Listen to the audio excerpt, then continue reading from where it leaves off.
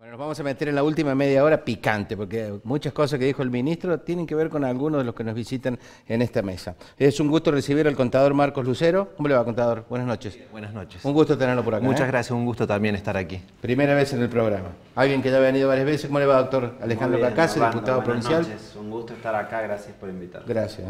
Le dejó picando lo de Monterrey, Sí, lo ¿no? escuché, lo escuché. Lo escucha. Lo recibo a Jorge Edgar, gerente de la Cámara Industrial de San Luis. Un gusto tenerlo, Jorge. Gracias y bienvenido. Gracias por aceptar la invitación. Y aquí a mi derecha está uno de los dirigentes gremiales más marketing, más mediáticos de los últimos tiempos. ¿Cómo anda, Fernando? Bien. Buenas noches. Un gusto tenerte por acá. Gracias, bueno, gracias por la invitación. es ineludible el tema de lo que ha pasado desde el lunes para acá. Dólar, devaluación, miedo, caída de ventas, despidos. ¿Hacia dónde vamos? Jorge, lo voy a escuchar, usted que tiene que ver con él. ¿Hacia dónde vamos? Con las últimas medidas y la capacidad de reacción de algunos gobiernos sí y otros no. ¿Hacia dónde vamos? Yo lamentablemente tengo mucha experiencia con esto porque tengo mis años también. Y justamente hoy revisando antecedentes, leí informes de la Cámara Industrial, resultado de una encuesta que hacemos habitualmente con nuestros socios y con los industriales en general, y que tienen que ver con saber cuál es la situación de las empresas en general y sobre todo de la ciudad de San Luis, que son a las que la Cámara representa. Y leí el informe y digo, pero esto lo escribí yo anoche, exactamente igual, con todas las cosas que están pasando, y es del año 2008. Entonces digo, mirá si habremos pasado 2001, el 1999, 2000, cuando se fueron tantas empresas. Es decir, es un país que vive en crisis, digamos, ¿no? Y uno se acostumbra tanto que como hemos salido siempre, en esta ocasión también tengo la tranquilidad y la esperanza de que vamos a salir. ¿Cuándo? ¿Cuándo? Y eso va a llevar tiempo, lamentablemente. Lo dijo el ministro hoy Está bien. que va a llevar tiempo, pero el tiempo es como llegar Usted dice que vamos a salir. Sí, totalmente. Porque siempre salimos, o la costumbre o el optimismo. Los países no se mueren. Y Bueno. el nuestro menos que menos. Bueno, Marcos, ¿lo escuchaste, Jorge? Sí. ¿Cuándo? ¿Cómo? El gobierno nacional dice nuevamente 6 meses, ¿no? Que van a ser estos los 6 meses más caóticos, digamos, de la gestión del actual gobierno. Pero lo mejor estaba por venir, siempre dijo Macri. Así es. Y ahora lo peor está por venir. Ahora lo peor está por venir, pero, digamos, siempre nos recuperamos, como los valores del dólar, de la inflación, de la caída en la actividad industrial, tanto en las grandes empresas como en las pymes, está trayendo serios problemas, va a traer serios problemas en la actividad, por lo tanto en el empleo, y también tenemos inflación, es decir, estamos viviendo un proceso de estanflación, la suma, lo que se le denomina el índice de la miseria, inflación y desempleo. Inflación sin crecimiento. Exacto. Sin crecimiento. Bueno, lo voy a dejar al último a Alejandro, que representa el modelo a la gestión del presidente Macri, y le voy a preguntar a Fernando, que va y viene a Buenos Aires, va al interior. Lo escuchaste, Jorge, estamos mal, estamos como el 2008, el 2099, el 2001, vamos a salir. El tema es cuándo. Al gobierno nacional se le termina el mandato el próximo año. ¿Qué ves cada vez que te juntás con los trabajadores? ¿Acá o donde tengas que estar? Que cada vez estamos peor. O sea que yo lamento no ser optimista como por ahí acá Jorge, pero bueno, nosotros vemos que cada vez estamos peor, que no hay realmente políticas para salir de esto, que la promesa del otro semestre ha sido permanente y que no podemos realmente arrancar, al contrario, cada vez estamos peor. O sea, desde que llegó este gobierno hasta ahora estamos peor, porque digamos los índices que por ahí en forma de marketing, como dicen, ¿no? De que esto está mejorando, en la calle nosotros no los vemos, y los trabajadores mucho menos. Ha habido infinidad de despidos en el sector privado, en el sector público, y las cosas no mejoran. O sea, creo que está claro que le están errando el camino, que la economía que ellos plantean no ha dado resultado. No se ve que haya un plan, porque la verdad que escucharlo al presidente el día lunes nos preocupa aún más, ¿no? Porque, bueno, primero que no hubo autocrítica de lo que viene pasando, y lo otro que no se ve que plantee cómo vamos a salir de esto. Parecía que estábamos escuchando a los pastores que están en América después de las 2 de la mañana, ¿no? O sea, era un mensaje realmente de autoayuda, y esto sin faltar el respeto, pero creo que la mayoría que escuchamos ese mensaje era un mensaje sin política, era un mensaje vacío. Alejandro, 2 años y medio, casi 3, es una seguidilla de errores en lo económico, en lo social, en gestión del gobierno de Macri que lo ha llevado a este tema. Creo que Jorge acá dijo al comienzo algo clave. Dijo, este es un país que vive y ha vivido en crisis. Nosotros hace al menos 70 años que en nuestro país tenemos inestabilidad cambiaria, que tenemos inflación, que tenemos 1/3 de la población bajo la línea de pobreza, que tenemos continuas oscilaciones entre las recesiones y el crecimiento económico. Y esto claramente habla, Orlando, de que tenemos problemas estructurales serios en nuestra economía. Uno de ellos es el del déficit fiscal que arrastramos, que por supuesto llegó a un punto cúlmine al final de la administración en 2015 con 7 puntos del PBI, pero que ha costado mucho también reducirlo. Si nosotros somos un país que vive por encima de nuestros medios, por encima de los ingresos que tenemos, y no queremos de ninguna manera afrontarlo. Fíjate, fue muy gráfico, así como acá él representa a su gremio. Yo, por ejemplo, soy profesor universitario y vivo muy de cerca ese conflicto, ¿no?, en las universidades y con el tema salarial. Y dijo el presidente el lunes, ¿ustedes creen que a mí no me gustaría pagarle más a los profesores universitarios? ¿Ustedes creen que yo no quiero darle más pago? Sí, es evidente que frente a otros países del mundo nuestros profesores universitarios cobran mucho menos en comparación. Ahora, el asunto es la discusión de dónde salen los recursos para hacerlo. Porque cuando nosotros queremos dar una discusión en la Argentina sobre reformar nuestra estructura tributaria, nuestra estructura de gasto, ¿qué sucede? No queremos reducir ningún área del gasto público. Por supuesto, no se pueden tocar ni las jubilaciones, ni las pensiones, ni el gasto social. Tampoco se puede tocar el gasto en el empleo público, y el único lugar donde se encontró para hacer lo que era en el de los subsidios fue altamente conflictivo también. Entonces, el Estado gasta más de lo que le ingresa. Si no reduce el gasto, tiene que eventualmente endeudarse, pero no queremos que pero son 70 años de fracaso de la clase dirigencial argentina. No, lo que quiero decir con eso, no queremos que se endeude. Tampoco queremos tocar la estructura impositiva, porque vos hablas de un impuesto como el impuesto a las ganancias, que solo lo paga el 30% que más gana de la población, y se arma un escándalo en la opinión pública cuando se discute. Entonces, lo que el presidente marcó el lunes y cuando dijo que había llamado a toda la dirigencia política apenas habíamos ganado las elecciones el año pasado y demás, que nosotros necesitamos acuerdos que trasciendan a una sola administración, en los que toda la política argentina se pueda poner de acuerdo y que implique de cómo queremos gestionar nuestro país, porque si no, ¿sabes qué pasa? Pasa la discusión de la policía y el narcotráfico, o del ejército y el narcotráfico. En Campos todos decían que había que usar el ejército para combatir el narcotráfico. Cuando el presidente efectivamente tomó la decisión de hacer eso, todo el resto salió a criticarlo y lo acusó de las peores cosas por tomar esa decisión. Si nosotros no somos capaces de acordar como sociedad el tipo de estructura económica que queremos, las políticas que queremos sostener a largo plazo, es muy difícil que resolvamos estructuralmente. Dos de ustedes hablaron de 70 años de fracaso en todo lo que tiene que ver, además con el déficit fiscal que debe tener. Ya está jubilado el déficit. Digo, 70 años de fracaso en la clase dirigencial argentina que no pudo remontar este barrilete del déficit. Gobiernos radicales, peronistas, gobiernos de facto, alianzas. Nadie pudo darle una solución a este tema. Creo que hay ¿Qué garantía hay de que este lo dé?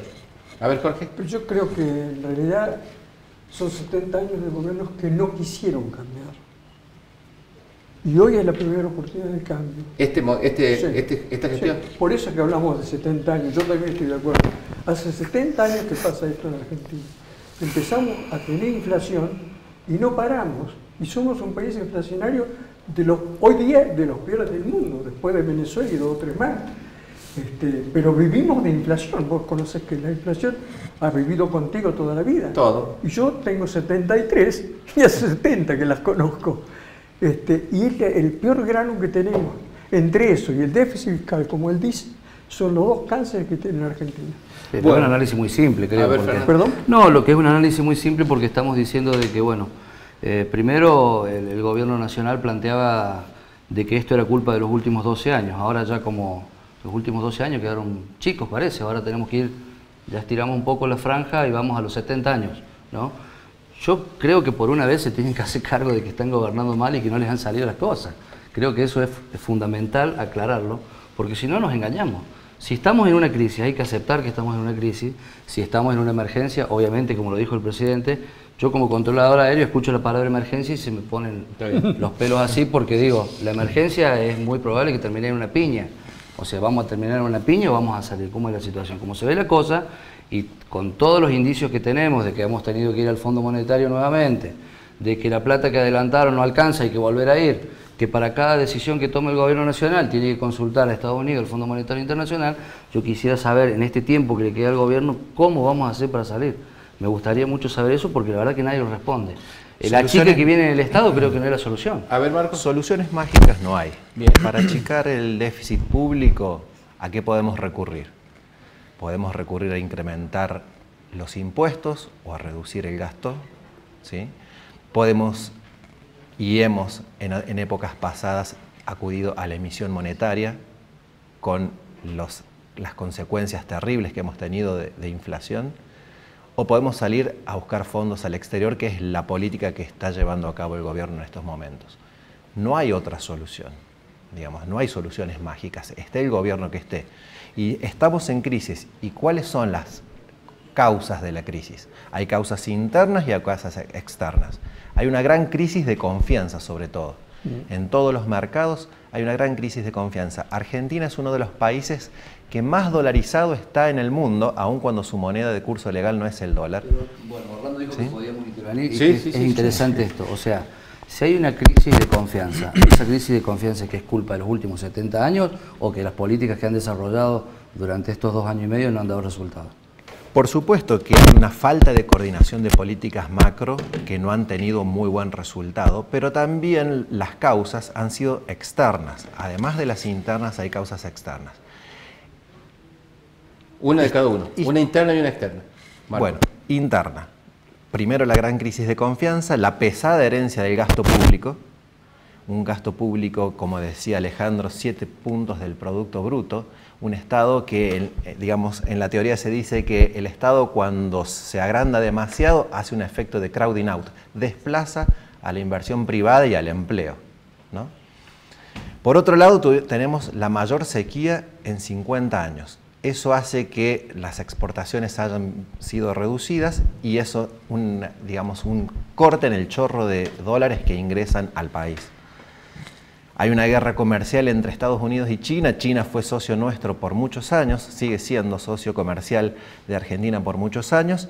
Y algo que no pasó en varios años también es la suba de la tasa de interés en Estados Unidos. Que eso hace que también que todos los capitales fluyan hacia ese país. Vos sabés que estos datos, es cierto, hay que buscarlos en diarios especializados, pero el común de la gente no accede a estos datos. No, por supuesto, él está mencionando. Está bueno porque nosotros Sí, lo leemos, está, estamos al tanto, pero la gente ¿viste? Que piensa con... No, por supuesto él está mencionando cuestiones externas que también han afectado, que inciden, no son las que se discuten acá, pero inciden. El desplome de la lira en Turquía, el hecho de que los capitales se vayan de los mercados emergentes, que la sube tasa de interés hace que fluyan allá los capitales, y todo eso pasa. Ahora, también en lo interno, cuando vos marcabas lo dirigencial, que me parece que es importante señalarlo, yo creo que el problema dirigencial es que hay cierta falta de sentido de la responsabilidad. Es decir, esto que Marcos mencionaba de las soluciones mágicas, efectivamente es así. Todos saben en la política, el que apenas conoce un poco de cómo funciona la economía o tiene sus asesores en economía, sabe que esas soluciones mágicas no existen. Que la única forma de poder ordenar el presupuesto es ya sea incrementando los ingresos o reduciendo los gastos, que después hay que tener una política monetaria equilibrada para evitar tener inflación. Eso lo sabe todo el mundo. Ahora, el asunto cuál es, que cuando un presidente toma una decisión de hacerlo, el resto sale a boicotear eso, a desacreditarlo, y eso genera pérdida de confianza. Porque si vos ves los otros candidatos presidenciales, como fue el caso de Scioli por el Frente para la Victoria o el de Massa, vos escuchás por el Frente Renovador, vos escuchás a los economistas que los asesoraban a ellos y piensan exactamente lo mismo. Es decir, ellos también piensan que había que reducir el déficit fiscal, pensaban también que había que ordenar el tema de los subsidios en la Argentina. Ahora, cuando el presidente toma la decisión política de hacerlo, claro, aprovechan para sacar rédito en la electoral y dicen esto es un desastre. Está bien, pero y eso es le lo voy a que hacer hace. una pregunta, son hombres de números, ¿eh? Marcos por lo menos, especialista en números. En algún momento en cada año de gestión, el gobierno del presidente Macri dio como techo inflacionario un número, no vamos a decir cuál. Y siempre se quedó demasiado corto, ¿eh? Las medidas económicas, bueno, le voy a dar el de este año, del 15%. Y el 15 quedó allá, del 20 para abajo, y hoy los privados, analistas como Marco, quizá como Jorge, hablan de una escalada inflacionaria, un número que superaría el 40%. ¿Cómo lo lee la gente común? Dice yo el 15 y ahora estoy escuchando que en la radio tal, en el diario tanto, dicen 42. ¿Cómo le contamos a la gente que erró el pronóstico del gobierno? Mirá, acá el amigo universitario, representante de la Universidad Nacional y Católica, y especialista en el tema, lo que dijo es muy claro. Acá el problema grave es, primero, la inflación, que es un tema básico, y segundo, que cuando se quieren aplicar medidas, como decía aquí Cacase, primero, el egoísmo del otro, y cuando digo del otro, me incluyo. Ahora tenemos el Instituto Patria. ¿Alguien piensa realmente en la patria? Por favor.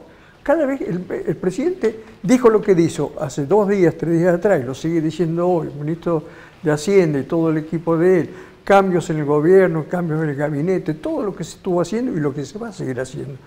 Ahora yo digo, nadie se levanta y dice, vamos a hacer un sacrificio.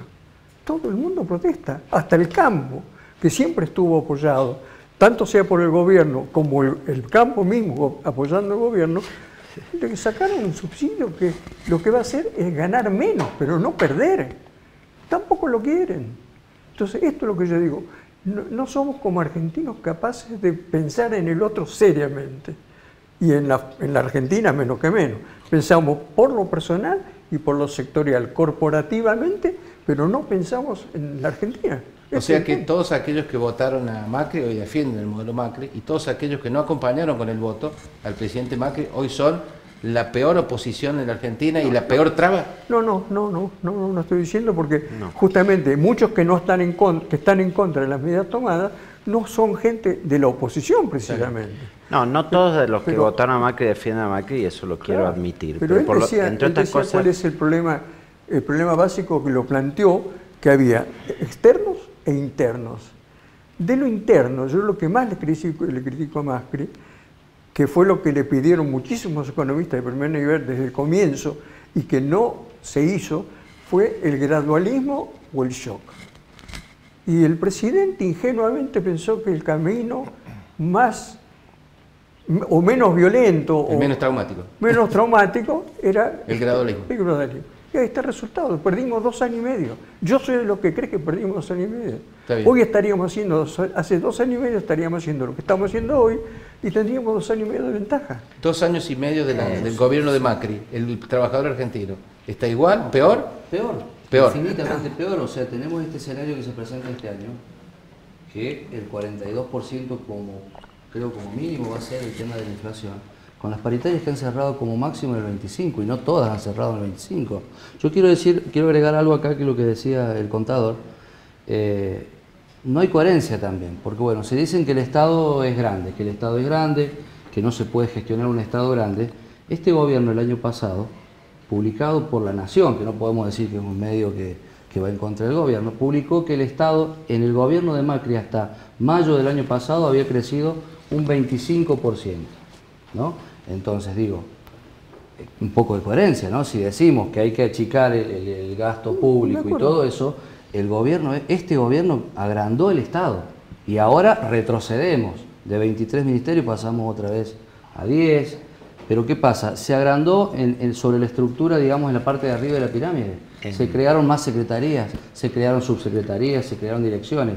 Y lo que se echaban, los trabajadores que se echaban, es lo de abajo. O sea, el trabajador que gana entre 10 y 15 mil pesos es el que dejaban en la calle. Pero mientras tanto nombraban por encima de la pirámide nombraban todo personal jerárquico. Ese no se va nunca, ¿eh? Está bien. Esa gente que... Yo quería decir esto que preguntaste, Orlando, Sí. de si todos los que votaron a Macri lo defienden. Ahí hay una preocupación que es importante señalarla, que es sobre todo la de la clase media en nuestro país, que ha sido principalmente el voto que llevó el presidente al poder y el voto que ha tenido Cambiemos. Yo todas las tardes en los barrios de la ciudad de San Luis visito personas que tienen jubilación mínima o que tienen algún tipo de ingreso, pero muy moderado, o sea, pertenecientes a la clase media, que muchos de ellos han votado por el presidente. Creo que la principal preocupación que ellos tienen hoy es que entienden el sacrificio que hay que hacer, entienden que hay que hacer esfuerzos, pero consideran que es muy desproporcionado cómo recae el esfuerzo sobre ellos. Es decir, la clase media hoy siente que, si bien entiende que hay que hacer esfuerzos, son ellos los que tienen que pagar más por la luz, más los que tienen que pagar más por el gas, o que les impacte el aumento de los combustibles, pero ve esto que señalaba Jorge, que cuando los que sí tienen ingresos extraordinarios, como por ejemplo son los exportadores, que logran tener rentas a partir del incremento en el valor del dólar, cuando se les quiere poner un pequeño impuesto como el de ahora, protestan. Sí, pero la clase media define elecciones. Sí, claro que Sube define más. elecciones. No, pero es que por eso digo, cuando el presidente dijo el lunes, creo que el esfuerzo lo tienen que hacer aquellos que tienen mayor capacidad contributiva, yo creo que tiene razón. Y la medida que tomó, más allá del impuesto en particular, el mérito de las retenciones no, pero apuntar a los que tienen mayor capacidad contributiva para resolverlo, es positivo. Y es la señal que buscó dar, y por eso también ha buscado reforzar la asignación universal por hijo para ahora septiembre, diciembre, para dar el dinero para los programas alimentarios también, merenderos y comedores. Pero en definitiva lo que hay que resolver es la equidad también en nuestra... El tema del trabajo hay que resolver. Que no carguen desproporcionadamente siempre los que pertenecen a la clase media. Yo te doy, Fernando. Marcos, ¿con qué humor llega a tu estudio, a tu blog, te consulta, a tu consultora? ¿Con qué humor? Ya conocemos el humor del trabajador, de cualquiera de los trabajadores, de la mamá, del ama de casa. ¿Con qué humor llega un empresario a consultarte, a pedirte un consejo con todo lo que ha pasado? ¿Qué te dice? ¿Qué hago? ¿Vendo? ¿Me reconvierto? ¿Me fusiono? ¿Qué hago? El problema es ese, digamos, los créditos a la actividad privada están medio retaseados y sobre todo el humor que se vislumbra es el miedo a un nuevo corralito, como sucedió en el 2001, algo que está totalmente descartado. ¿Por qué está descartado? El sistema financiero está líquido, ¿sí? Además, los encajes bancarios llegan al 35%. Ese porcentaje es mucho mayor que la corrida que hubo en el 2001. Y a su vez, el Estado tiene reservas como para salir como prestamista de última instancia. Ese temor hay que desterrarlo en la sociedad. Corralito no va a haber. Y ese es el temor que tienen muchos empresarios. ¿Dólar estable hasta fin de año? ¿Dólar inestable? ¿Dólar volátil? ¿Dólar carísimo? ¿Dólar frenado? Y además, ¿cómo nos metemos? Y cortito porque me quedan un par de minutos. ¿Cómo nos metemos en el 2019? Un año de definiciones, un año electoral. ¿Cómo llegaremos a las elecciones del año que viene? Con esta crisis, el arrastre de lo que venimos viviendo, un mejoramiento parece milagroso por el poco tiempo. ¿Cómo llegamos al 2019? Y cuéntenme qué piensan ustedes de la variable dólar, que parece ser que la vida pasa por el dólar en Argentina. Le sacás el título de un diario, de un canal de televisión del dólar, y la gente se aburre. Quiere saber cómo está la moneda. ¿Cómo llegamos el año que viene? ¿Y qué va a pasar con la moneda, que parece ser el ADN de todos los argentinos? Marzo o abril, un alumno me preguntaba en la facultad, estaba el dólar alrededor de 17, 18 pesos. Profe, ¿a cuánto irá a llegar el dólar? Yo le decía, no más de 22. Todos los analistas se les ha escapado el valor del dólar. No podemos vaticinar a futuro cuál será el valor del dólar. Los analistas por lo general dicen que ya estamos llegando a un precio de equilibrio. 40, el de hoy, más o menos. 40 pesos, sí. Bueno. También lo que quería recalcar es que el gobierno ha anunciado déficit cero, es decir, equilibrio fiscal. Es una meta. Eso es una meta. Es una meta. Esa meta, en un año electoral, digamos, es bastante, digamos, corajudo realizarlo. Sí. porque eso implica bastante reducción del gasto, digamos, menos impacto en la sociedad en general, y que el gobierno se anime a anunciar una meta de déficit fiscal cero es, digamos, una visión bastante poderosa, ¿no? Está bien, es como un cargador con todas las balas puestas, porque de no lograr todo lo que no pudo lograr, a que en menos de un año, y bueno, es una apuesta, me parece que el cargador está lleno de balas. No, bueno, lo que pasa, eso tiene que ver con, sí, lo que él menciona tiene que ver con lo que dijo el presidente, que él no está acá ni para hacer demagogia, ni para actuar irresponsablemente como han hecho otros gobiernos, gastándose la plata que no se tiene, sino que más allá del resultado que tenga él en las elecciones, él ha asumido esta responsabilidad de cumplir este mandato para ordenar la economía en Argentina.